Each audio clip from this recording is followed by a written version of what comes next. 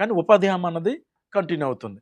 అలాగే ఇప్పుడు health services అవి కంటిన్యూ అవుతాయి. కానీ హాస్పిటల్స్‌లో ఎక్కడైనా ఓపీ షీట్స్ మీద గానీ, ఐపీ షీట్స్ మీద గానీ, ఆ లోపల ఆరోగ్యశ్రీ అక్కడ ఉంటది కౌంటర్ లాంటివి గానీ, ఇవన్నీ కూడా డీఫేస్‌మెంట్ అన్నది జరగాలనమాట.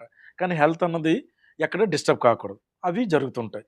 ఇప్పుడు మనకి కొంచెం వేసవికాలం వస్తుంది కాబట్టి, కొంతమంది వాటర్ ట్యాంకర్స్ అవి చేస్తూ ఉంటారు.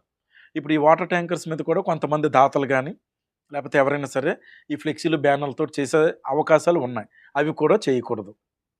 పూర్తిగా ఈ బ్యానర్‌లు గాని, ఫ్లెక్సీలు గాని ఇవేవి కూడా వీటి మీద ఉండకూడదనమాట. ఇటువంటివన్నీ కూడా మనం ఆల్రెడీ గైడ్ చేయటం జరిగింది.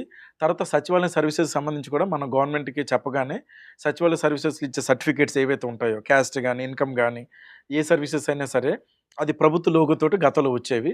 అవన్నీ ఇప్పుడు తీసేసి ఇప్పుడు ఓన్లీ ప్లెయిన్ పేపరు సప్లై చేయమని అడిగాము. 70,000 పేపర్ కూడా